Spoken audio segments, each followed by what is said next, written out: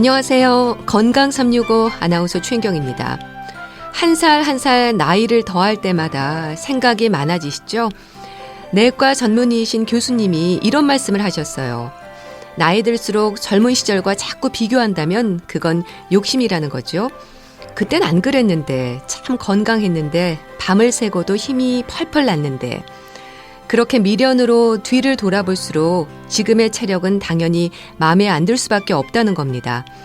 살살 달래가면서 몸이 싫어하는 일을 하지 않는 것, 그게 잘 나이 들어가는 방법이라는 말이었는데요. 갱년기를 지나는 분들에게도 꼭 필요한 조언이지 않을까 싶습니다.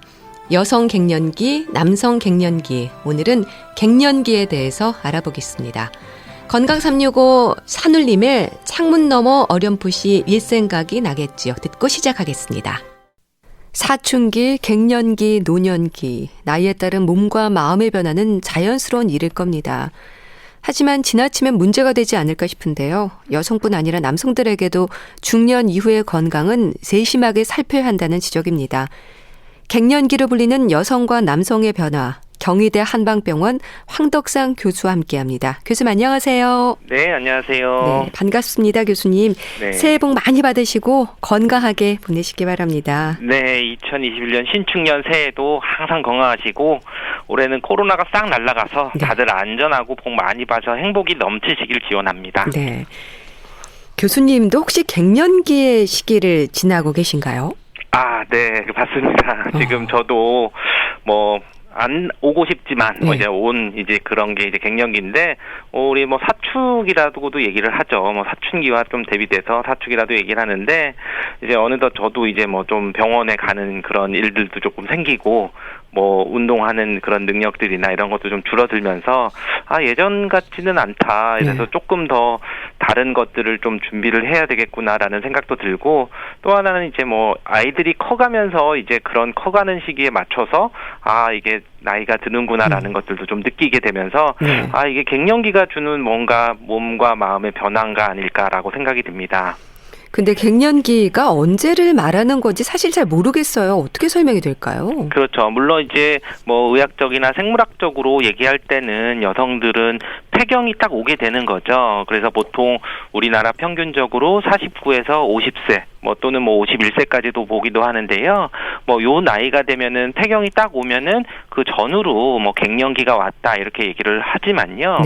또 남성들은 그렇지만 이런 폐경이라는 게 구체적으로 딱 오는 시기가 없기 때문에 이게 언제가 갱년기인지 잘 모른다고 하는데 저는 좀 다른 면으로 좀 말씀드리고 싶은데 이 갱년기가 오는 시기는 이런 마음에 어떤 내가 갱년기가 온 거를 아는 마음이 아니라 몸이 변하다라고 말씀을 드리고 싶습니다. 뭐냐면 나이가 40대, 50대, 심지어 60대, 70대가 돼서도 마음만은 아직 청춘이고 20대 같은 분들도 있지만 몸의 변화들이 오는 거거든요. 결국은 이제 몸의 변화라고 하는 것은 흔히 이제 오는 우리가 대사증후군이라고 하는 고혈압, 당뇨, 고지혈증들이 굉장히 어떻게 보면 신경도 안 썼던 부분들인데 갑자기 이제 오게 돼서 어느 순간부터 그런 거를 치료를 하게 된다든지 또는 이제 운동 능력이나 이런 부분들도 굉장히 꾸준히 오래 했던 일상적으로 같은 수준의 운동을 했었어도 오히려 그것 때문에 부상을 입거나 어느 날 갑자기 일어났더니 허리가 안 펴진다든지 팔이 안 올라간다든지 이런 몸의 변화도 50견이 왔다 분들 40견이다 이렇게 얘기하는 것처럼 우리 몸에서 어떤 통증이 오거나 운동 능력이 변화가 돼서 좀 이렇게 하나씩 더 체크를 해봐야 되는 시기가 되는 시기가 갱년기가 왔다라고 말씀드릴 수 있는데요. 그러다 보니까 어떻게 보면은 내가 몸 관리를 좀 평소에 잘 하셨던 분들은 갱년기가 좀 미뤄지거나 아니면 잘 지나갈 수 있는 거고 오히려 평소에 관리를 못 하셨던 분은 좀 더 빨리 내가 왔던 나이보다도 40대 초반부터 갱년기 증상이 좀 느끼신다든지 하는 분도 올 수도 있는 겁니다. 폐경 때문인지 갱년기 하면 여성들을 우선 떠올렸는데요. 근데 언제부턴가 남성 갱년기에도 관심을 갖게 됐습니다. 교수님, 남성들에게도 갱년기는 있는 거죠? 그렇죠. 아무래도 똑같이 남성들도 남성 호르몬이 변화가 됩니다. 물론 이제 여성들처럼 딱 눈에 보이는 폐경이라고 하는 그런 핵심적인 증상 변화는 없지만 보통 40 40대에서 50대 이후부터는 남성 호르몬도 점점 줄어들어서 뭐 70대가 되면은 이제 30대의 남성 호르몬의 절반 수준으로 이제 감소한다고 얘기를 하는데요. 네. 이런 것들처럼 서서히 이런 남성 호르몬에 대한 그런 감수성, 민감도나 이런 게 떨어지니까 증상들이 이제 어떤 우리 몸에서 좀 나타나게 되고, 또한 이런 시기들이 남성들이 어떤 남성 호르몬과 관련되는 것뿐만 아니라 신체적인 능력이 좀 떨어진다든지 아니면 건강에 있어서 여러 가지 문제들이 생긴다든지 또는 외모에 있어서도 이제 점차로 변화가 되는데, 그게 이제 50살을 기준으로 전후로 좀 비교를 해보시면은 좀 잘 나타날 수 있습니다. 네. 그러니까 여성과 남성 모두 호르몬의 변화가 이런 몸과 마음 건강에 영향을 미친다는 얘기인데, 구체적으로 어떤 변화를 가져오는 걸까요? 그렇죠. 우리가 뭐 남성들은 기본적으로 남성 호르몬들이 하는 것들이 어떤 힘을 내주고 활동을 해주고 하는 부분들이 있는 거고요. 네. 또는 여성 호르몬이 또 작용하는 게 생리를 할 뿐만 아니라 여성의 어떤 그런 체형을 유지를 하거나 또 감정적인 변화들이나 이런 것들도 굉장히 좀 유지를 하게 됩니다. 그래서 이제 남성과 여성 갱년기 모두 나타나는 것들이 어떤 이제 감정적으로는 뭐 불안감, 뭐 우울, 또는 이렇게 어떤 의욕 상실이라든지 자신감 결여, 이런 부분들에 대해서는 굉장히 좀 같이 심리적으로 나타나게 되고, 네. 당연히 육체적으로 나타날 때는 뭐 폐경이 된다든지 아니면 뭐 이제 통증이 온다든지 운동력이 떨어져서 근력이 좀 빠지면서 골다공증이 생긴다든지 네. 또 체형 변화가 오는, 이렇게 비만이 되거나 뭐 다른 체형에 대한 변화가 오게 되는 이런 여러 가지 그런 신체적인 변화들이 나타나는데요. 네. 한의학에서도 이런 남성과 여성의 변화들을 아주 오래된 그런 서적에서도 이제 여성들은 이제 49세가 넘어가면은 우리 인맥이 허해져서 오히려 이제 월경도 없어지고 몸이 약해지고 아이를 낳지 못하고, 그 전에부터 이제 얼굴에 윤기도 없고 머리가 휘어진다, 이런 얘기가 있었고, 남성들도 오히려 이제 58살이 되면 56살이 되면은 간기가 약해져서 잘 놀 수도 없고 오히려 신이 허해져서 몸도 쇠약해지고, 뭐 64살이 되면 뭐 이마에 이빨도 빠지고 머리털도 빠진다 이랬는데, 기본적으로 이런 것들을 다 통틀어서 심기가 약해진다고 해서 우리 체력이나 뭐 정력, 뭐 면역력 이런 부분들에 그런 저하되는 것들이 다 나타났다고 볼 수 있습니다. 네. 남성 호르몬이 줄어들어서인가요? 드라마를 좋아하는 남성도 늘어나는 것 같아요. 이때가 되면. 네. 아무래도 이런 것들은 이제 그런 갱년기의 특징적인 감정 변화라고도 말씀드릴 수 있는데요. 예.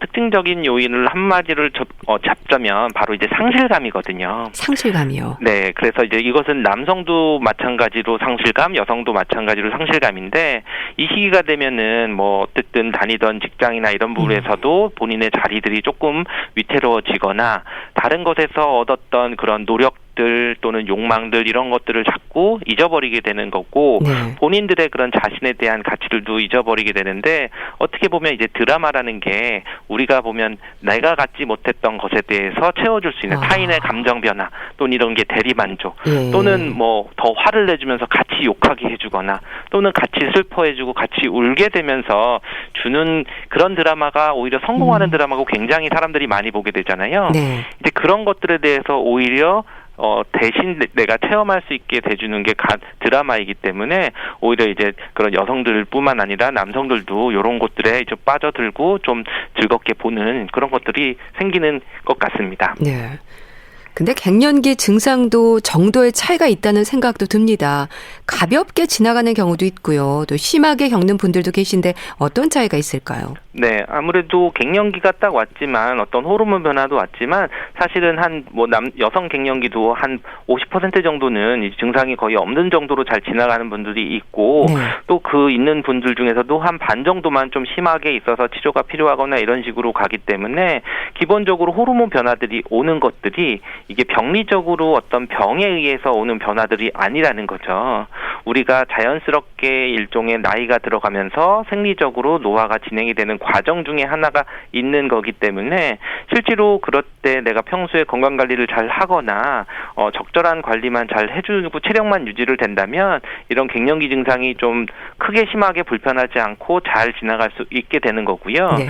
그렇지만 만약에 이제 어떤 우리가 건강관리를 잘 못했다든지, 우리가 한의학에서도 보통 뭐 음허해졌냐 양허해졌냐 체력이 좀 많이 좀 힘들게 소모가 됐다든지 이랬을 때에는 그런 갱년기 증상이 좀 심하게 나타나는데, 그런 것들이 이제 뭐 여러 가지 갱년기 증상들이 있지만 어떤 그런 만성적으로 갔을 때 질환, 고혈압, 당뇨, 고지혈증이나 뭐 골다공증처럼 질환으로 가는 경우들도 있고, 네. 오히려 그런 것들이 없이도 건강하게 지나가시는 분들도 있습니다. 혹시 사춘기를 심하게 앓고 지난 사람에게 갱년기도 심하게 온다거나 하는 경우도 있습니까? 네, 뭐 갱년기를 뭐 사축이라고 오히려 사춘기가 사춘기. 좀 빗대서 얘기를 네. 하는 기사도 봤는데요. 결국은 이제 이 공통점이 뭐냐면 변화되는 시기거든요. 사춘기라고 하는 시기들은 바로 이제 여성 호르몬이나 뭐 호르몬 변화들이 생겨서 2차 성징이 나타나는 시기에 나타나는 뭐 그런 시기들이죠. 네. 그런데 이 갱년기는 거꾸로 2차 성징이 사라지는 시기인 거거든요. 호르몬 변화들이 왔던 거기 때문에. 그렇지만 이럴 때 꼭 이제 뭐 사춘기가 심하게 지나간 사람이 그 갱년기도 심하다 이렇게 뭐 연관되는 건 아니고, 네. 그 당시에 얼마나 내가 건강하게 뭐 생활 습관이나 또는 운동이나 또는 식생활 습관 또는 수면 습관들이 굉장히 중요하게 작용을 해서, 만약에 사춘기가 됐지만 잘 자면서 운동도 적절히 하고 생활에서 균형 잡힌 생활을 한다면 사춘기도 이제 크게 변화가 있는 것보다는 잘 지나갈 수 있고 오히려 건강하게 갈 수 있는 거고요. 이와 마찬가지로 갱년기에도 이 시기에 맞춰서 적절하게 건강 관리를 잘 하신다고 하면은 뭐 큰 문제 없이 잘 지나가실 수 있습니다. 네. 그럼 갱년기 건강으로 가장 걱정되는 부분이 뭔가요? 그러니까 내가 나를 모른다는 말도 있는 것처럼 마음 관리에 힘들어하는 분들이 많은 것 같기도 한데요. 네. 사실은 이거는 약간 시대가 변화에 따라서 갱년기 증상에 대해서 호소하시는 것들이 좀 다양한 것 같습니다. 예. 그래서 뭐 조금 오래된 그런 예전에는 어떻게 보면 이제 갱년기 여성들은 주로 화병들, 뭐 화병. 억울하고 그것 때문에 이제 좀 화가 나고 굉장히 이제 화병들이 문제가 됐다고 하면은, 네. 요즘에는 또 이제 화병들보다는 또 갱년기가 되면서 갑자기 체중이 는다든지 뭐 피부가 좀 처진다든지 어떤 외모적인 부분에 대해서 또 좀 더 걱정이신 분들도 있는 거고, 네. 또는 이제 또 남성분들 같은 경우도 또 오히려 예전에는 남성들이 외모를 신경 안 썼지만 오히려 중년이 돼서 외모를 좀 신경을 쓰시게 되는 부분도 있게 되는데요. 그러면서 요즘에는 조금 더 이제 뭐 바뀔 때에는 심리적인 부분들에 대해서의 중요성들이 좀 더 커지는 것 같습니다. 네. 옛날에는 육체적인 그런 뭐 변화들에 대해서 문제가 됐다면은 요즘에는 이제 뭐 우울감이라든지 불면증 이런 것들을 굉장히 좀 호소를 많이 하시고, 어떻게 보면 갑자기 나의 일상에서 똑같이 잘 살고 운동도 열심히 하고 뭐 가족이나 특별히 속 썩이는 것도 없는데 갑자기 이제 뭐 우울해지거나 불면증이 오게 되는 것들이 갑자기 나타나니까 굉장히 당혹스러워하는 거죠. 그랬을 때 이제 원인을 못 찾고 좀 고민을 많이 하시는데, 이런 것처럼 육체적인 것뿐만 아니라 어떤 분들은 그런 감정적인 변화들 또는 그것 때문으로 인해서 불면증이 좀 더 많이 심하게 힘들어하시는 분들도 많이 있습니다. 그런 무기력하고 우울하고 뭐 입맛도 없고 잠도 안 오고 딱히 먹고 싶고 보고 싶고 가고 싶은 곳도 없다는 말을 하시는데, 이런 것들이 다 자연스러운 반응일까요? 어떻게 보면 이제 내 변화들을 못 받아들일 때 그런 것들이 좀 더 심하게 좀 부담스럽게 느껴질 수도 있는 거죠. 예. 우리가 일종의 이 갱년기나 이런 것들을 내가 스스로 약해져가는, 그러니까 노화의 진행 과정 중에 하나라고 생각을 해서 받아들여야 할 부분도 분명히 있을 것입니다. 분명히 내가 20대의 나보다도 체력적인 부분은 떨어질 수도 있고, 어떤 뭐 다른 뭐 성욕이라든지 어떤 그런 부분들에 잠자는 거라든지 또는 의욕이라든지 또는 뭐 기억력이라든지 또 일을 처리할 수 있는 그런 속도라든지 이런 것들이 당연히 이제 떨어지는 것들은 될 수는 있는데, 네. 그런 것들을 받아들이지 못하고 나는 밥을 먹으면은 기본 뭐 고기를 뭐 어느 정도는 먹었었는데 지금은 먹었더니 소화가 안 돼. 이런 게 내가 갑자기 변했다고 느끼게 되면은 굉장히 좀 힘들어질 수도 있는 거지만, 네. 어떻게 보면 이제 그 특별히 검사상으로 나타나지 않는 그런 질환이 아닌 수준에서의 그런 변화들은 자연스럽게 좀 받아들이고 내 몸은 좀 더 적응해 나가야 되는 과정일 수도 있습니다. 실제 기력도 좀 떨어지는 걸까요? 그렇죠. 아무래도 우리가 가장 이런 걸 느끼는 게, 예전에는 감기 걸려도 약 안 먹고 그냥 지냈었다. 그냥 감기 걸려도 좀 쉬고 뭐 따뜻한 국물 먹고 한 며칠 지나면은 감기도 잘 나았었는데, 어느 순간부터 감기가 걸린 다음에 심지어 약을 먹고 치료를 했는데도 뭐 기침이 뭐 한 2, 3주를 계속 간다든지 뭐 쑤시고 뭐 이런 몸이 아픈 것들이 더 진행이 되는 것들을 바로 느끼시는 분들이 많이 있거든요. 네. 결국은 그럼 그렇게 나타나는 것들이 저희가 볼 때는 폐 기능도 약해지고 어떻게 보면 비위 기능도 약해지고 기력이 떨어져 있는 것들을 좀 나타나서 우리가 기허증, 이제 허증이라고 하는 것들을 깔게 돼서 나타나는 게 바로 이런 갱년기의 증상들의 각각의 하나하나의 그런 특징들입니다. 네. 스트레스도 갱년기로 인한 증상 중 하나입니까? 예민해지는 분들도 많거든요. 아무래도 이제 스트레스라고 하는 것은 객관적으로 어떻게 스트레스가 주는 절대적인 양이 중요한 것보다 그 스트레스를 받아들이고 반응을 잘 할 수 있느냐가 굉장히 중요해지는데요. 네. 갱년기가 되면 당연히 기력도 떨어지고 어떻게 보면 자신감도 떨어지는 상태에서 똑같은 양의 스트레스를 받으면 이게 대처를 못하는 거죠. 그리고 이제 스트레스가 온 게 갑작스럽게 왔을 때 내가 그걸 잘 적응해야 되는 그런 능력들이 중요한데 지금 어느 순간 내가 기억력도 떨어지고 반응 속도도 굉장히 떨어지는 상태이기 때문에 네. 오히려 그러한 일을 만약에 업무를 계속 하시는 분들이라고 하면은 그 스트레스가 굉장히 더 크게 느껴지는 거죠. 네. 그런 것 때문에 이제 여러 가지 다른 뭐 스트레스가 만병의 원인이 뭐 혈압이 올라간다든지 뭐 당 수치가 올라가서 당뇨가 심해든지 하는 것들 원인이 스트레스일 수도 있는 것처럼 더 심하게 나의 그런 신체적으로 병으로 나타날 수가 있습니다. 그래서 살이 빠지는 분들도 있는가 하면요. 스트레스를 받을수록 살이 찐다는 분들도 계십니다. 체중에 대해서는 어떻게 또 이해하면 될까요? 네, 아무래도 이제 갱년기가 오게 되면은 가장 이제 갱년기와 같이 오게 되는 것 중에 우리가 주의해야 되는 거는 근력 저하입니다. 근력 저하요. 그렇죠. 나는 똑같이 운동을 하고 똑같은 단백질을 섭취를 했는데도 나이가 들면서 보통 남녀 똑같이 한 40대부터 매년 1~2%씩 근력이 저하된다고 얘기를 하거든요. 네. 그럼 이 근력이 저하된다는 것은 우리 몸에서 기초대사량 내가 에너지를 소모하는 것이 줄어들 수밖에 없다는 거기 때문에 내가 똑같이 먹고 똑같이 활동을 해도 남는 에너지가 생긴다는 거고 그것은 체중이 늘 수밖에 없는 거죠. 네. 그리고 또 하나 더 중요한 것은 단순히 체중이 느는 것뿐만 아니라 체형이 변화합니다. 체형이요. 체형이. 그러니까 남성들 같은 경우도 뭐 근육질의 몸이었다면은 갑자기 어느 순간부터 배가 나오게 되고 그리고 여성들도 체중이 어느 정도 있었지만 여성의 그런 특징적인 그런 체형이 있었는데 남성형 비만이라 그래서 복부 비만이 더 심해지는데 네. 이때 복부 비만은 특히 내장 비만이 생기는 거거든요. 내장 비만이라는 거는 어떻게 뭐 피하에 있는 지방들이 생겨서 피부가 막 단단해지는 느낌보다는 배 쪽으로만 생겨서 정말 배가 볼록 나오고 그쪽으로 뭔가 움직임도 좀 원활하지 않게 돼서 실제로 이런 내장 비만들은 각종 대사 질환과 굉장히 밀접한 연관이 많이 있거든요. 네. 바로 이런 것처럼 살이 기초대사량이 줄어들면서 여러 가지 체형 변화, 체중이 느니까 그것 때문에 더 스트레스를 받게 되는 그런 상황이 됩니다. 네. 여성과 남성의 차이가 있습니까? 특히 남성들의 갱년기는요, 서서히 진행되기 때문에 본인도 잘 모르는 경우가 있다는 말도 하던데 어떨까요?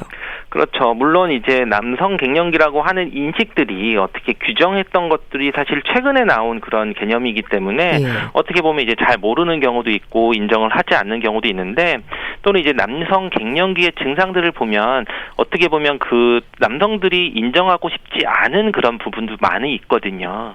결국은 이제 뭐 성기능이 저하됐다, 의욕이 줄어들었다, 아니면 자신의 어떤 신체적인 능력이 줄어들었다는 것을 스스로 인정해야 되는데 그 나이가 돼서 어떻게 보면 남에게 들키기 싫은 점일 수도 있는 거거든요. 어떻게 보면 항상 경쟁을 했었고 내가 더 뛰어나야 됐었는데 그런 부분에 대해서 어떻게 보면 인정을 못 받으면서도 굉장히 좀 내가 감추고 싶었던 그런 부분이기 때문에 나는 아직 괜찮아, 할 수 있어, 이런 쪽으로 굉장히 좀 숨겼던 부분들도 있는데 반면에 이제 여성 갱년기는 그동안 이제 화병이라고 하는 것처럼 참아서 생겼던 문제들이 굉장히 전통적으로 오래 문제가 됐었기 때문에 이런 것들이 어떻게 보면 언론에도 많이 알려져 있고 뭐 치료적인 부분에서도 많이 인정이 돼서 사회적으로는 조금 더 인식이 많기 때문에 오히려 두 개가 있는 그런 뭐 서서히 알려지거나 서서히 뭐 속도가 차이 있다기보다는 비슷한 시기에 나오지만 인정을 해주느냐 인정을 안 하고 있느냐 이런 차이가 있는 것 같습니다. 네. 그러다 보니까 가족들의 배려를 받지 못하는 경우가 많지 않을까 싶기도 한데 남성 갱년기의 증상 가장 흔하게 발생하는 증상들이 뭘까요? 자가 진단도 가능하지 않을까 싶은데요. 네, 그래서 남성 갱년기 증상으로는 뭐 근육과 뼈의 밀도가 줄어들어서 근력과 지구력이 떨어집니다. 그리고 뭐 골다공증이 생길 수도 있고요. 그리고 뭐 체지방, 체중이 늘면서 복부 위반이 오고 그리고 이제 아무래도 체모도 좀 감소를 하고 그리고 정신심리학적으로 초조하고 좀 불안하고 뭐 우울해지기도 하면서 젊을 때와는 좀 다르게 결단력이나 추진력이 현저하게 떨어지고 네. 자신감이나 집중력 또는 기억력 등이 떨어져서 업무 능력도 좀 떨어지고 그리고 흔하게 이제 성적인 뭐 욕구가 감소한다든지 뭐 성적인 그런 거에 대한 불안감 또는 뭐 두려움, 성기능 저하, 자신감 결여 이런 것들이 좀 나타날 때 갱년기 증상이 있다고 봅니다. 여성들은 뭐 더웠다 추웠다 수시로 달라진다고 하는데 남성들에게도 이런 체감하는 온도 변화가 생깁니까? 아무래도 이제 남성들도 원래 남성은 이제 양체라 그래서 여성들보다는 양의 기운들 좀 열이 많은다고 생각을 해서 뭐 추위에 좀 강하다 이렇게 생각을 했는데 오히려 이때가 되면은 이제 남성들도 서서 이제 추위에 약해지고 오히려 뭐 손발이 차졌다, 뭐 수족냉증이 있으신 분들도 있고 아니면 이제 그 정도는 아니지만 한여름인데도 에어컨을 틀면은 조금 긴팔을 입어야 된다든지 추위를 느낀다든지 또는 겨울이 되면은 오히려 예전에 내복 없이도 지냈던 분들이 내복을 좀 찾게 된다든지 오히려 이런 추위에 조금 더 예민해지는 그런 상황을 볼 수 있습니다. 네. 골다공증의 위험에 있어서도 여성뿐 아니라 남성들도 조심해야 하지 않을까요? 그렇죠. 우리가 뭐 그 건강보험 빅데이터나 이런 거를 봐도 우리가 이제 50세 이상에 있어서 골다공증의 그런 발생률이 꾸준히 증가를 하고 있는데 그 중에서도 보면 물론 이제 여성들이 남성부에 비해서 절대적으로 좀 높은 그런 골다공증 수치를 볼 수 있습니다. 그렇지만 이제 남성들도 마찬가지로 나이가 점점 들어가면서 뭐 50대 이후 60대, 70대 될수록 남성 그런 골다공증도 점점 늘어나가고 있고 그리고 또 골다공증뿐만 아니라 그로 인한 골절률도 매년 몇 %씩 좀 4%씩 꾸준히 이렇게 증가하는 것을 볼 수 있습니다. 네. 성기능에도 변화가 온다고 들었습니다. 네, 아무래도 이제 남성 호르몬이 기본적으로 갖고 있는 그런 기능들이 줄어들다 보니까 그런 성적인 욕구도 좀 줄어들게 되고 그리고 오히려 이제 성행위에 대한 불안감이나 두려움 또는 뭐 성기능에 대한 저하나 그런 자신감 결여 등을 통해서 뭔가 이제 그런 원활하지 못한 그런 것들 때문에 오히려 이제 그런 남성 갱년기를 느끼게 되시는 분들도 있습니다. 그럼 남성 갱년기 증상으로 볼 때 어느 정도의 위험이면 상담이나 치료가 필요한 걸까요? 아무래도 이런 증상들이나 이런 것들을 호소하는 것들이 객관적으로 볼 수 있는 것들은 아니기 때문에 물론 정확히 이제 검사를 한다고 하면은 뭐 남성 호르몬을 이제 검사를 해서 어느 일정 수치 이하가 됐을 때 남성 갱년기라고 진단을 합니다. 근데 이제 물론 이렇다고 하면은 그런 치료적인 부분에서 남성 호르몬을 뭐 추가를 해야 되는 건 아니냐라고 생각을 하는데 물론 심할 때에는 그렇게 남성 호르몬을 치료를 하지만 기본적으로는 우리 일상적인 그런 생활이나 뭐 운동이라든지 식습관이라든지 이런 것들을 통해서 오히려 좀 생활적인 부분을 개선하면은 남성 갱년기 증상들을 개선할 수 있는데요. 결국은 이런 것들이 내 일상생활에서 좀 불편하냐 아니냐 이런 것을 좀 기준으로 좀 삼으셔야 됩니다. 한약에서는 갱년기에 대한 치료 어떤 방법으로 진행이 될까요? 여성과 남성의 치료가 좀 다릅니까? 네, 아무래도 기본적으로 여성 갱년기에서 가장 중요한 거는 여성들은 항상 뭔가 울체되어 있고 기계 순환이 잘 안 되기 때문에 그럴 때 나타나는 게 이제 간기울결을 풀어주는 치료, 뭔가 순환시켜주는 치료들이 굉장히 처방에서도 중요하면서 또 여성은 보통 음이라고 하는 것처럼 음기를 보충시켜주는 뭐 혈을 보충해주든 수분을 보충해주든 이러한 처방들이 좀 위주가 되고요. 남성들은 양기를 보충해주는 남성은 양이고 그런 양인데 오히려 생리적으로 좀 그게 약해졌기 때문에 신양을 보충해주는 보양시켜주는 것입니다. 결국은 이제 우리 처방에 있어서 보면은 여성들은 음이라고 보면은 그 음기를 더 음기다워질 수 있게 해주는 도와주는 그런 처방들이 있는 거고요. 또는 자음시켜주는 약이라고 하고요. 남성들은 그 양을 더 양스럽게 해주는, 우리가 보양해주는 그런 처방들이 들어가면 그 치료가 좀 방향이 달라지게 됩니다. 근데 남자니까 참아야지 하는 생각도 하시지 않을까 싶은데요. 남성 갱년기 증상도 치료는 필요한 거죠? 네, 아무래도 예전에는 어떻게 보면 남성도 그렇고 여성도 그렇고 참고 지나가면 된다고 생각했지만 실제로 이런 것들이 우리 일상생활에서 굉장히 좀 불편하고 오히려 자신감이 떨어지거나 했을 때 일상생활을 좀 지장을 받는 경우들은 적극적으로 좀 치료를 하시면은 오히려 요 시기들만 잘 지나간다고 하면은 더 이후에 그런 그 갱년기 이후에 그런 뭐 몇십 년 동안의 삶들이 더 행복해질 수 있기 때문에 적극적으로 치료를 하시는 게 좋습니다. 네. 또 가족들의 도움도 필요할 것 같은데 어떤 배려가 있어야 할까요? 네, 남녀 갱년기에 필요한 것은 바로 인정해 주는 거죠. 인정해 주는 거요. 네, 아무래도 우리가 상실감이라고 했습니다. 그런 것들이 내가 뭔가 물질적으로 잃는 그런 것들도 있지만 실제로 감정적으로 내가 잃고 있는 것이 있는데요. 바로 그런 것들을 인정을 받을 때 되찾아 줄 수 있는 거거든요. 내가 그 신체적인 변화 또는 피부나 또는 신체적으로 어떤 노화가 진행되는 것들에 대해서 잃었다고 생각하지 말고 그 자체, 존재 자체만으로 존중해주고 인정을 해주고 관심을 가져주는 거죠. 아내로서 인정해주고 엄마로서 인정해주고 또는 아빠로서 인정해주고 또는 남성으로서 인정을 해주면 그 사람의 신체적인 능력이 어떻다 이런 거를 떠나서 먼저 인정을 해주고 관심을 가져준다고 하면은 오히려 이런 갱년기도 충분히 자신감을 갖고 잘 지나가실 수 있는 것 같습니다. 네. 그런 주변 사람들의 이해가 있으면 한결 수월하게 갱년기를 지날 텐데요. 갱년기를 지나는 스스로의 마음가짐도 중요할 것 같습니다. 몸과 마음의 건강을 지키기 위해서 살펴야 하는 부분들을 또 짚어주신다면요. 네, 갱년기가 오는 게 어떤 병이 아니라는 거, 내가 뭔가를 잘못해서 이게 왔다고 생각하지 않는 것이 좀 중요한 것 같습니다. 어떻게 되면 갱년기가 돼서 갑자기 질환들이 나타나고 갑자기 몸에 문제가 왔기 때문에 그러면 내가 상실감이 찾아오면서 내가 그동안 잘못 살았나 이런 것들 때문에 더 우울해지는 부분도 분명히 있는 거거든요. 그렇지만 이런 것들이 자연스럽게 올 수도 있고 지나갈 수 있는 그런 부분이라고 하는 것을 받아들이고 한다고 하면은 적절한 치료가 병행이 되면 오히려 그런 부분들도 모두 다 해결이 되고 잘 지나갈 수 있는 그런 시기가 될 수 있습니다. 네, 많이 힘들다 싶으면 상담 치료를 받는 것도 도움이 되겠죠. 그렇죠. 네. 아무래도 우리가 질환이 있고 어떤 약을 먹어서 치료를 할 수 있는 부분들도 있지만 실제로 우리가 갱년기 때 나타나는 그런 감정적인 변화들은 우리가 상담 치료를 한다든지 아니면 어디 가서 마음껏 이제 해소를 할 수 있는 방법, 노래 교실을 붙는다든지 어떤 배움에 남들과 소통을 한다든지 여러 가지 부분을 했을 때 오히려 갱년기가 좀 잘 지나갈 수 있는 부분도 있습니다. 네, 새해 가족 건강을 위한 조언도 해주신다면요?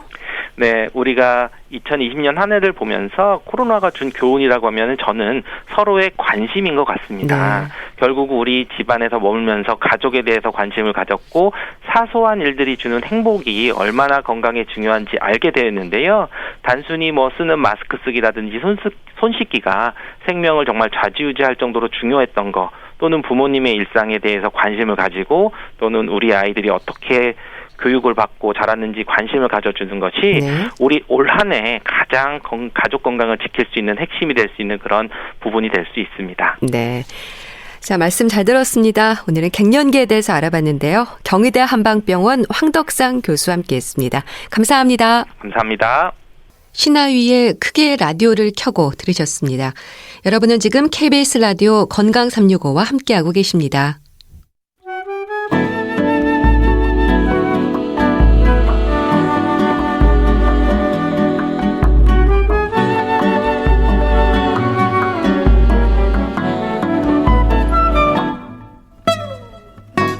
건강한 하루의 시작.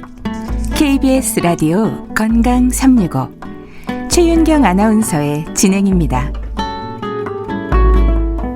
건강책 정보. 새해 첫 번째 주말에 맞는 오늘 어떤 책을 소개해 주실까요? 북컬럼니스트 홍순철 씨와 함께합니다. 안녕하세요. 네, 안녕하세요. 네, 새해에도 건강하게 보내세요. 네, 복 많이 받으시고요. 네. 무엇보다 건강하십시오. 늘 건강 365 청취자들에게 좋은 책을 소개해 주시는데요. 청취자들께도 새해 인사 좀 해주시죠.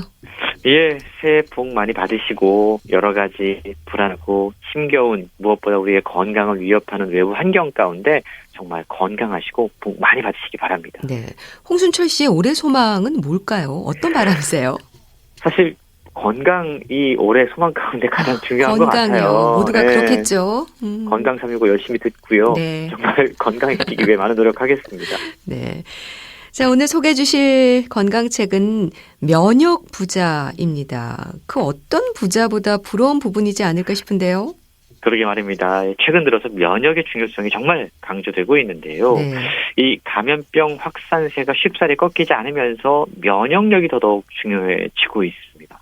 뉴스를 보면 정말 면역에 대한 이야기 많이 들려오는 것 같아요. 네. 특히나 유아나 노년층이 면역력이 약하기 때문에 바이러스에 특히 취약하다, 위험하다 이런 경고들이 나오고 있죠.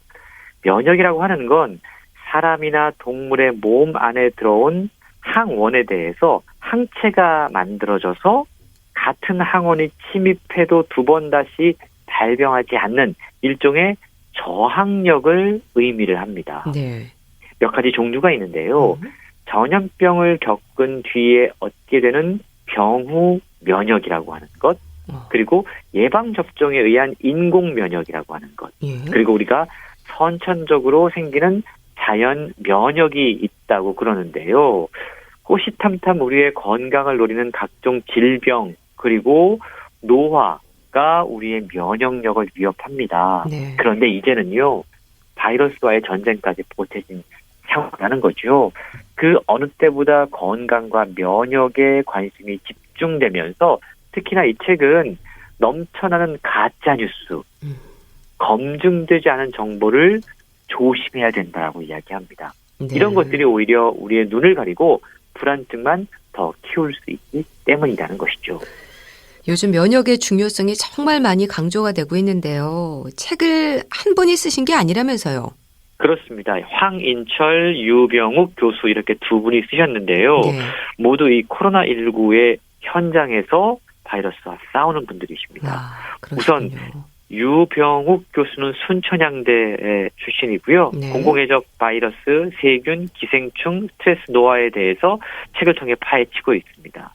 그 대안으로 우리 몸이 지닌 위대한 셀프 백신, 선천 면역이라고 그러죠. 네. 그리고 예방 접종을 통한 후천 면역의 소중함을 알려주고 있는데요. 저자의 이력들이 조금 특이해요. 황인철 교수는요. 요리하는 의사로 더 유명합니다. 요리하는 의사로요? 예. 그러니까 순천향대학병원 구미병원 산부인과 교수로 재직을 했고 네. 대한여성의학회 사무총장 그리고 대한공공의학회 국제협력이사로도 활동하고 있다고 그러는데 의사로서 요리를 취미로 시작을 했는데 포스팅을 했다고 그래요. 네. 근데 이게 이제 유명해지면서 지금 여러 방송에까지 출연하고 있다고 그럽니다. 또 공저자인 유병욱 교수는 순천향대학교 서울병원 국제진료센터장이면서 가정의학과 교수인데요. 네. 성인 예방접종 전도사로 열심히 활동하고 있다고 그럽니다. 그리고 재미있는 이력은 외국어 공부가 노화를 예방한다라고 믿고 있어서 네. 대한민국 거주 외국인들을 진료하는 동네 주치의로 활약하면서 외국인들을 많이 만나서 셀프 백신을 기르고 있다고 그럽니다. 이 두 분의 저자가 네. 생활 면역과 음식 면역으로 나누어서 동네 주치의 같은 친절한 처방전 그리고 체크리스트, 면역 생활 규칙, 면역 폭탄 음료 레시피를 소개하고 있는 겁니다. 네. 생활 면역과 음식 면역, 이 면역과 관련한 다양한 내용들이 담겨 있는 것 같은데, 근데 자신의 면역 건강 상태를 확인할 수 있는 방법이 있는 걸까요?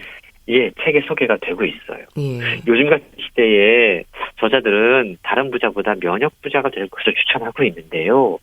우리가 살면서 각종 세균성 질병에 이기기 위해서 또 누구도 피해갈 수 없는 노화를 좀 극복하고자 치열하게 싸우고 있습니다. 그리고 요즘은 이제 바이러스와의 전쟁까지 보태진 상황인데요. 네. 바이러스, 질병, 노화에 지지 않는 건강한 몸이 되기 위해선 우리가 가진 셀프 백신이면서 방어인 이 면역의 힘을 최대로 끌어올려야 된다는 거죠. 면역의 힘을요. 그렇습니다. 면역은 돈 주고 살 수 없고요. 누구에게도 빌릴 수가 없습니다. 네. 하지만 책을 통해서 이 방법을 알고 나고 습관화한다면 누구나 백신, 면역 부자가 될 수 있다. 셀프 백신을 스스로에게 맞출 수 있다라고 이야기하고 있는데, 우선 안타깝게도 면역력은 수치로 잘 나타날 수 없다고 그럽니다. 네. 혈당이나 혈압처럼 이걸 재서 내가 면역력이 높구나 낮구나 하고 확인할 수 있는 방법은 없어요. 그런데 자신이 면역력이 좋은지 나쁜지를, 면역 부자인지를 체크할 수 있는 몇 가지 신호가 있다고 합니다. 신호가 있군요. 그래도. 예. 예. 면역력이 떨어지면 우리 몸이 분명한 신호를 보내오기 때문인데요. 네. 우선 피로가 잘 풀리지 않는다. 많이 자도 늘 힘들다. 네. 뒷머리가 무겁다. 이런 느낌이 바로 면역력이 떨어졌다는 증거인 거고요. 감기에 자주 걸리고 한 번 걸리면 잘 낫지 않는다. 이거 역시 면역력이 떨어진 신호라고 그럽니다. 네. 입안이 헐고 입 주위에 물집이 자주 생기면 이거 역시 면역력 저하의 신호고요. 예. 스트레스가 자주 쌓인다. 상처가 잘 낫지 않는다. 배탈과 설사가 잦다라는 것도 면역력과 관련해서 우리 몸이 보내오는 중요한 신호다라고 책은 설명하고 있습니다. 네.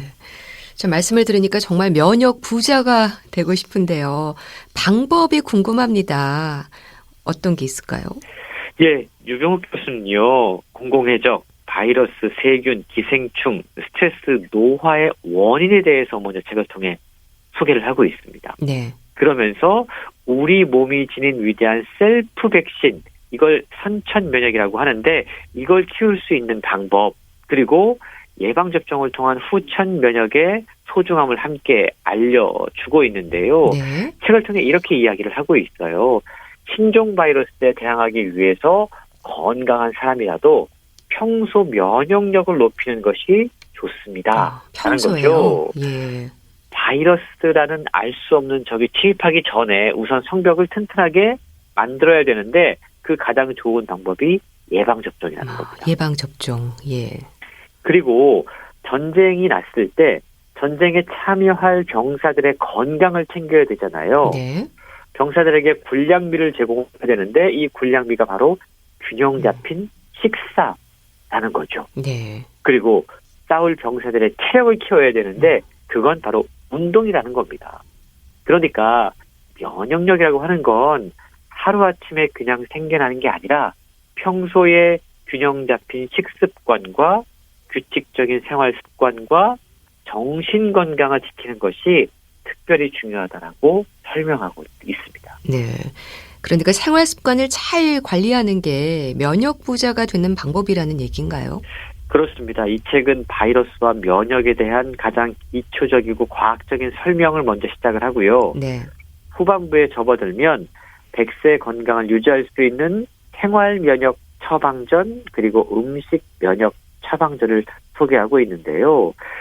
생활 면역, 그러니까 우리가 일생활에서 지킬 수 있는 면역력을 기르는 방법입니다.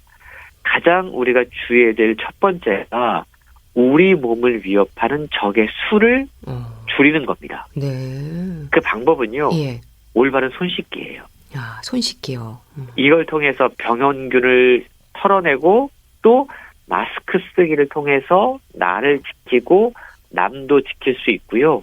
물리적인 거리두기를 통해서 병원균 전파를 차단하는 것이 중요하다고 그래요. 네. 요즘 우리가 이 코로나 때문에 사실은 정말 주의하고 있는 것들이지 않습니까? 그리고요, 적이 들어오는 우리 몸의 통로를 방어하는 것도 중요하다고 그럽니다. 통로를 방어하는 거요. 예, 우리 몸의 건강을 노리는 적들의 1차 관문이 항상 코입니다. 코, 그렇군요. 그래서 최근요, 최전방 보초병이라고 할 수 있는 이 점막을 지키는 것이 중요하다라고 강조하고 있는데요. 네. 점막 건강을 지키기 위해서 실내 습도를 늘 적절하게 관리해야 되고 건조한 환경이 호흡기의 1차 방어막인 코 점막과 기관지 점막을 마르게 합니다. 네. 이렇게 하면 세균이나 바이러스에 대한 방어 능력이 떨어진다고 그래요.